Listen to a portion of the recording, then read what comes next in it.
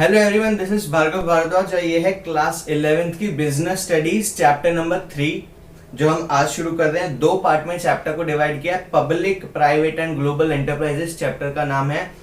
Public enterprises हम इस video में डिस्कस करेंगे, प्राइवेट एंड ग्लोबल एंटरप्राइजेस हम अगली वीडियो में डिस्कस करेंगे, मतलब पार्ट 2 में डिस्कस करेंगे। This is part 1, so will have a quick introduction about what is India, India में कौन सी एंटरप्राइजेस चलती हैं, और आज पूरा डिटेल डिस्कशन होगा पब्लिक एंटरप्राइजेस के बारे में। सबसे पहले इंडिया की economy is a mixed economy.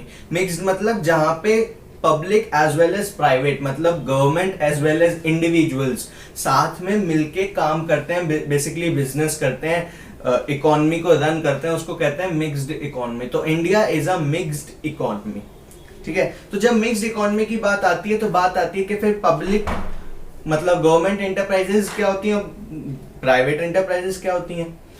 Public enterprise मतलब गवर्नमेंट की एंटरप्राइज, बेसिकली वो एंटरप्राइज जो कि ओन करी हुई हो, मैनेज करे जाए और कंट्रोल करी जाए by the government, which are owned, manage and controlled by the government. Those enterprises और फर्म्स और companies are known as public companies, public sector enterprises. इनका मोटिव होता है बहुत ज्यादा प्रॉफिट नहीं कमाना है, छोटा मोटा रीजनेबल सा प्रॉफिट कमाना है ताकि बिजनेस चलता रहे, क्योंकि लॉस में भी नहीं जा सकते वरना फिर बिजनेस बंद करना पड़ जाएगा, और बहुत ज्यादा हाई प्रॉफिट कमाने पे चले जाए तो फिर क्वालिटी अच्छी नहीं दे पाएंगे। तो इसलिए reasonable profit with public motive भी, क्योंकि इनको साथ साथ में लेके चलना है, इसलिए इनको रीजनेबल प्रॉफिट कहा जाता है। 3 टाइप की पब्लिक सेक्टर एंटरप्राइजेस होती हैं: डिपार्टमेंट अंडरटेकिंग्स, स्टैट्यूटरी कॉर्पोरेशन और गवर्नमेंट कंपनी। सबसे पहले बात करते हैं डिपार्टमेंटल अंडरटेकिंग्स के बारे में।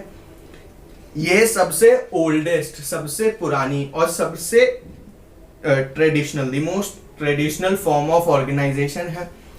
ये डायरेक्टली कंट्रोल करी जाती है गवर्नमेंट के लिए और बहुत इंपॉर्टेंट है गवर्नमेंट के पॉइंट ऑफ व्यू से। क्यों? क्योंकि अभी हम इसकी सूटेबिलिटी देखते हैं, कहां पे सूटेबल है, आपको उससे समझ में आ जाएगा। सबसे पहले ऐसी एक्टिविटीज जो गवर्नमेंट के लिए, देश के लिए सबसे ज्यादा इंपॉर्टेंट होती है, वाइटल होती है, उन एक्टिविटीज में इस टाइप की एंटरप्राइजेस को फॉर्म किया जाता है। फॉर एग्जांपल डिफेंस, डिफेंस बहुत ही क्रूशियल मामला होता है, कोई क्रूशियल टॉपिक रहता है किसी भी कंट्री की को लेके, तो ये डायरेक्ट गवर्नमेंट कंट्रोल करे तो ज्यादा बेहतरीन रहता है, इसलिए इस पे हाई गवर्नमेंट का कंट्रोल चाहिए। हम इसको डिपार्टमेंटल अंडरटेकिंग्स में रखते हैं।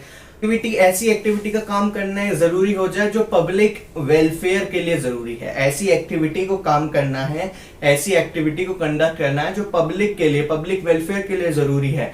For example postal services, that is very important for public. ऐसी पोस्टल सर्विसेज या ऐसी एक्टिविटीज वो भी डिपार्टमेंट अंडरटेकिंग्स में ही आई जाती हैं। फिर ये जो एंटरप्राइजेस होती हैं गवर्नमेंट डिपार्टमेंटल अंडरटेकिंग्स, ये बहुत ही ज्यादा हाई रेवेन्यू देती हैं गवर्नमेंट को। तो ऐसी एक्टिविटीज जहां से गवर्नमेंट को बहुत ज्यादा हाई रेवेन्यू आता है, जहां पे गवर्नमेंट का बहुत सारा पैसा इन्वॉल्व होता है, ठीक है, ऐसी एक्टिविटीज भी डिपार्टमेंटल अंडरटेकिंग्स के अंदर आती हैं। फीचर्स देखते हैं, ये डायरेक्ट कंट्रोल में होती है गवर्नमेंट के। अब इसको स्टेट गवर्नमेंट भी कंट्रोल कर सकती है, चला सकती है, इसको सेंट्रल भी चला सकती है, लेकिन हर डिपार्टमेंटल अंडरटेकिंग सेंट्रल के अनडायरेक्ट कंट्रोल में तो होगी। मतलब डायरेक्टली इसको कोई स्टेट गवर्नमेंट भी चला सकती है, कोई सेंट्रल गवर्नमेंट भी चला सकती है, लेकिन इनडायरेक्टली इसको सेंट्रल गवर्नमेंट का हाथ इस पे रहेगा ही रहेगा, ठीक है। नेक्स्ट आता है, इसमें जो काम करते हैं, जो ऑफिसर्स काम करते हैं, जो एम्प्लॉयज काम करते हैं, वो गवर्नमेंट ऑफिसर्स कहलाए जाते हैं, वो गवर्नमेंट एम्प्लॉयज कहा जाते हैं, वो गवर्नमेंट के सर्वेंट्स होते हैं, उनको गवर्नमेंट सर्वेंट्स की तरह ही सारा पैसा वैसा मिलता है। अगला फीचर है डिपार्टमेंटल अंडरटेकिंग्स का कि इसका रेवेन्यू जो होता है, जो इसके फंड्स होते हैं, वो डायरेक्ट गवर्नमेंट की ट्रेजरी से आते हैं, और इससे जो प्रॉफिट होता है, जो पैसा इससे आता है, वो डायरेक्ट गवर्नमेंट की ट्रेजरी में जाता है। तो ये गवर्नमेंट के लिए एक अच्छा सोर्स ऑफ इनकम है डिपार्टमेंटल अंडरटेकिंग, इसलिए अनडायरेक्टली या डायरेक्टली सेंट्रल गवर्नमेंट के अंडर में रहता है। फिर आते हैं इसके मेरिट्स, क्या क्या इसके फायदे हैं, फिर देखेंगे इसके डिमेरिट्स, क्या क्या इसके नुकसान है। फायदे देखते हैं। सबसे पहले पार्लियामेंट का इस पे बहुत अच्छे से कंट्रोल रहता है, मतलब गवर्नमेंट का इसका बहुत इफेक्टिव कंट्रोल रहता है डिपार्टमेंट अंडरटेकिंग में, क्योंकि कई कई जगह ये डायरेक्टली इन्वॉल्व होता है, कई कई जगह ये इनडायरेक्टली इन्वॉल्व होता है। इसलिए high degree of public accountability, अगर इससे कोई काम गलत हो या इस पे कोई दाग लगे, कोई क्वेश्चन उठे तो इसको जवाब देना पड़ता है, बिकॉज ये डायरेक्ट गवर्नमेंट के अंडरटेकिंग में गवर्नमेंट के अंडर आता है, पब्लिक से डायरेक्टली अकाउंटेबल रहता है। जनरेशन ऑफ इनकम है गवर्नमेंट के लिए, और सबसे ज्यादा सूटेबल है अगर हम नेशनल सिक्योरिटी की बात लेके चले तो, क्योंकि गवर्नमेंट का एक्सक्लूसिव इस पे कंट्रोल रहता है। डीमेरिट्स है कि फ्लेक्सिबिलिटी नहीं दे पाता ये अपने ऑपरेशंस में, इतनी जल्दी से चेंज नहीं हो पाता, क्योंकि हम सबको पता है गवर्नमेंट के काम कितने ढीले ढाले से होते हैं, तो उसकी वजह से बहुत ज्यादा फ्लेक्सिबिलिटी नहीं आ पाती ऑपरेशंस में, बहुत ज्यादा स्मूथ नहीं हो पाते हैं, कभी कभी डिले इन डिसीजन मेकिंग भी हो जाती है। ठीक है, ब्यूरोक्रेसी बहुत इसमें हाई रहती है। ब्यूरोक्रेसी मैं कहूं तो गवर्नमेंट का इसमें इंटरफेयर हाई रहता है, क्योंकि गवर्नमेंट इसको इन्वॉल्व करती ही है ना, गवर्नमेंट का इसमें इन्वॉल्वमेंट रहता है, इसके डायरेक्ट कंट्रोल में रहता है, जिसमें गवर्नमेंट का इन्फ्लुएंस बहुत ज्यादा रहता है। ठीक है, और इसमें पॉलिटिकल इंटरफेरेंस भी हाई रहता है।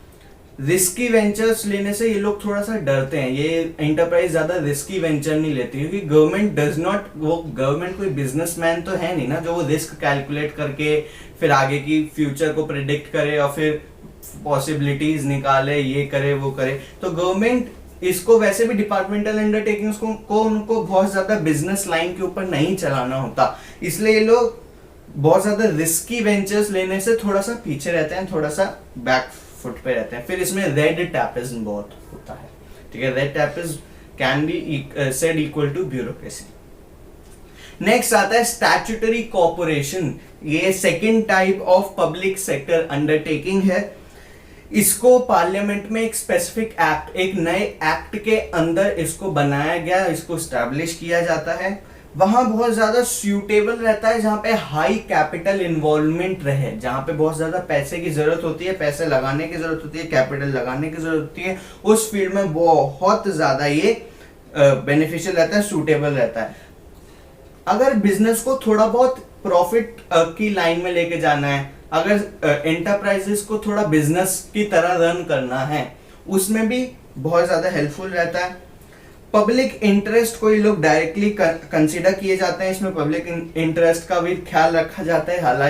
हालांकि कुछ इसमें लिखित नहीं होता, जैसे पिछले वाले में तो सूटेबल था, वहां पे कंपलसरी था कि पब्लिक एम ही था उसका कि पब्लिक वेलफेयर का ध्यान रखा जाएगा। यहाँ पे कोई कंपलसरी जैसा नहीं है, लेकिन फिर भी पब्लिक वेलफेयर को हम देखते हैं। For example air India, air India एक स्टैट्यूटरी कॉर्पोरेशन है जो कि हमारी गवर्नमेंट चलाती है, या फिर LIC ले लो, RBI ले लो, ये सारी गवर्नमेंट की स्टैट्यूटरी कॉर्पोरेशन है। नेक्स्ट चीज आती है इसके फीचर्स क्या क्या हैं। तो भाई एक तो ये स्पेशल एक्ट बाय पार्लियामेंट के द्वारा स्थापित हुआ है। ठीक है, ये स्पेशल एक्ट के द्वारा इसे सेटअप किया गया है। इसके एम्प्लॉयज को गवर्नमेंट एम्प्लॉयज नहीं कहते, इसके ऑफिशियल्स को, इसके ऑफिसर्स को गवर्नमेंट ऑफिशियल्स नहीं कहते, ना ही ये गवर्नमेंट के बताए हुए किसी भी रूल्स या रेगुलेशन के हिसाब से चलता है, ये अपने अलग रूल्स एंड रेगुलेशन बनाता है। ठीक है, बोर्ड ऑफ डायरेक्टर्स हालांकि इसके गवर्नमेंट अपॉइंट करती है, और इन फाइनेंशियल स्ट्रक्चर का इसका इंडिपेंडेंट रहता है, जैसे नॉर्मल बिजनेस का फाइनेंशियल स्ट्रक्चर रहता है वैसा इसका रहता है। ठीक है, इसको कहीं से कुछ फंडिंग नहीं मिलती, किसी गवर्नमेंट के किसी ट्रेजर से कहीं से कोई फंडिंग नहीं मिलती, इसका इंडिपेंडेंट फाइनेंशियल स्ट्रक्चर रहता है। ठीक है, ये इसके फीचर्स थे। मेरिट्स पे आते हैं, क्या क्या फायदे हैं इसके।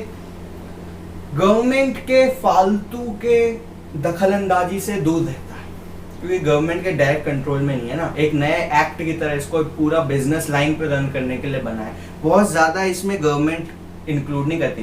तो ये free from undesirable government regulations, interference रहता है इसमें। इंडिपेंडेंटली काम करता है, गवर्नमेंट का इसमें से कोई ज्यादा रोल नहीं होता, जैसे मैंने अभी बताया। रेड टैपिज्म और ब्यूरोक्रेसी, जो दो वर्ड हमने पिछली बार पढ़े थे, मतलब डिपार्टमेंटल अंडरटेकिंग्स में पढ़े थे, वो भी इसमें थोड़े से कम ही रहते हैं। और पार्लियामेंट्री कंट्रोल में रहता है, तो पब्लिक वेलफेयर का भी अच्छा खासा ध्यान रखा जाता है, उनके वेलफेयर को डिफ्रेम नहीं किया जाता है। फिर आता है डीमेरिट्स। डीमेरिट्स क्या है, इसके नुकसान क्या है।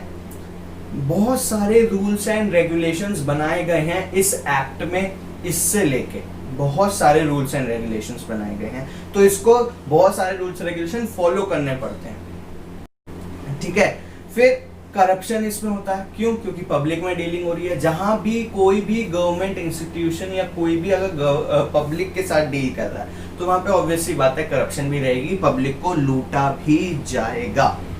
ऑपरेशनल फ्लेक्सिबिलिटी इसमें थोड़ी सी कम रहती है डिपार्टमेंटल अंडरटेकिंग्स की वजह से, क्योंकि कहने के लिए तो ये गवर्नमेंट बहुत ज्यादा इसमें इंटरफेयर नहीं करती, लेकिन हमें पता है कि सामने डाटा दिखता कुछ और है, होता कुछ और है, तो गवर्नमेंट का इंटरफेरेंस इसमें फिर भी रहता ही है। बोर्ड ऑफ मेंबर्स, क्योंकि गवर्नमेंट ने अपॉइंट किए तो वो लोग अपनी पावर्स का मिसयूज बहुत करते हैं। ठीक है, तो बोर्ड इट्स पूरे चांसेस हैं कि बोर्ड्स ऑफ डायरेक्टर्स अपनी पावर का मिसयूज कर दें, तो इसमें कोई नई बात नहीं है अगर कर दें तो।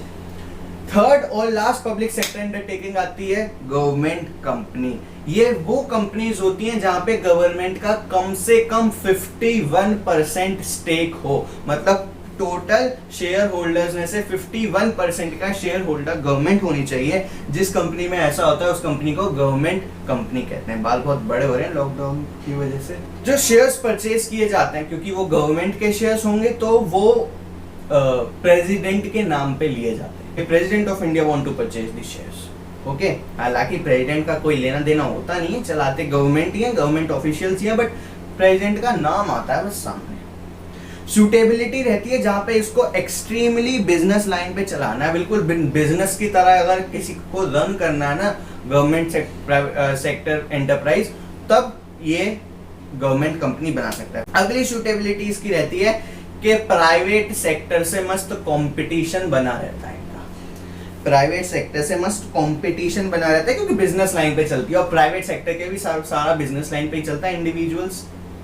ठीक है, फीचर्स इसके रहते हैं कि अलग से, क्योंकि इसको स्पेशल कॉन्ट्रैक्ट या स्पेशल एक्ट के वजह से बनाया गया। तो एक्ट कब बना था? 1956 में। तो 1956 में गवर्नमेंट कंपनी जैसा कुछ होगा ऐसा इजाद हुआ था, सेटअप हुआ था, एस्टैब्लिश हुआ था, पैदा हुआ था, तो तब से ये स्पेशल एक्ट की वजह से बन रहा है। और ये कंपनी अपने नाम पे कोई एसेट भी क्रिएट कर सकती है। बहुत सारे फीचर्स इसके नॉर्मल कंपनी से, जो कंपनी हमने अभी तक पढ़ी अकाउंट्स में और उसमें इकोनॉमिक्स में, उससे मैच करते हैं। बिकॉज मैंने अभी बताया कि इसको प्योरली बिजनेस की लाइन पे चलाना है और इसको प्राइवेट सेक्टर के साथ टक्कर में देना, कंपटीशन में देना। ऑडिट रूल्स से इसको छुटकारा मिला हुआ होता है कि इसका ज्यादा ऑडिट वगैरह कोई ज्यादा इन कंपनीज का होती नहीं है, बिकॉज गवर्नमेंट कंपनी है भाई। अगर और देखो सबसे ज्यादा, देखो आई एम स्पीकिंग कड़वा बोल रहा हूं but I am speaking truth. Government की कंपनी है ना, तो घोटाले होने के भी पूरे चांसेस हैं। और अगर ऑडिट किया गया तो ऑडिट कौन करेगा? ICAI, institute of chartered accountant of India audit वगैरह करेगा। उसने अगर ऑडिट किया और कोई घपला वगैरह पकड़ा गया तो क्योंकि गवर्नमेंट की कंपनी है तो गवर्नमेंट का नाम खराब हो सकता है अगर ऐसा कोई घपला हुआ तो। इसलिए ये लोग भैया थोड़ा दूर रहते हैं, हम ऑडिट करवाएंगे ही नहीं, गवर्नमेंट की कंपनी है, कोई इसमें दिक्कत नहीं है, हम ऑडिट नहीं करवाएंगे, ऐसा ये लोग मान के चलते हैं। मेरिट्स क्या रहता है? स्टैब्लिश करना आसान है ना, स्टैब्लिश करना आसान है क्योंकि बस 51% ही गवर्नमेंट का लेना है। जो दिक्कत करेगा गवर्नमेंट करेगा, प्राइवेट वाले तो क्लियर होते हैं भाई अपन को क्या करना है। ठीक है, गवर्नमेंट बहुत ज्यादा सोचती से वो है, वो तो उसके अलग है।